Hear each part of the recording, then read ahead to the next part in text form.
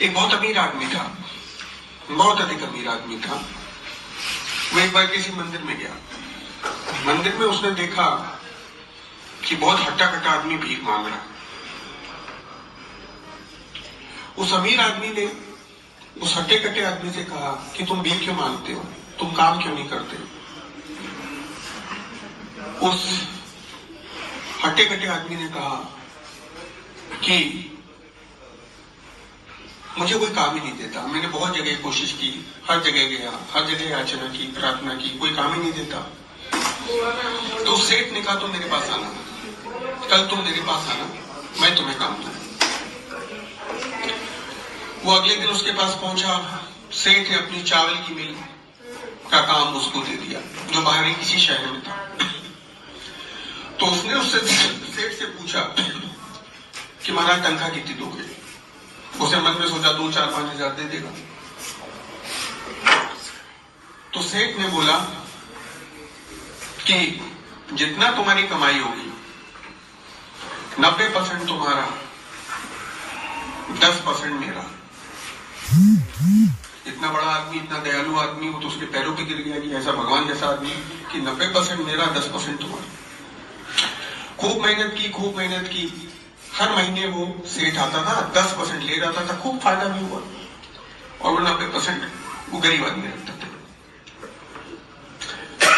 अब जब 6-8 महीने बीत गए तो उसको मन में ख्याल आया कि ये सेठ आता है, मुफ्त का 10% ले जाता है, मेहनत तो मैं करता हूं, तो इसको क्यों देना।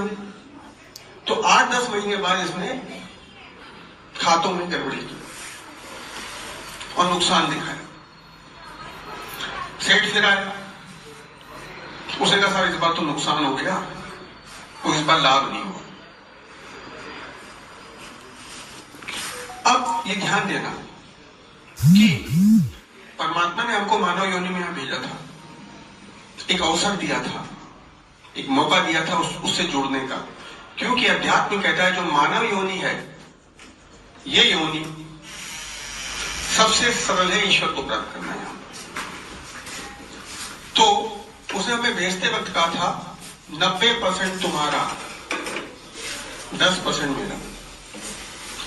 तुम्हारे पास जितना भी समय, दिन में 24 घंटे हैं, 90% तुम्हारे, जो करो, 10% मेरे। मतलब 2.4 आवर्स, 2.4 घंटे तुम्हें ईश्वर को देने।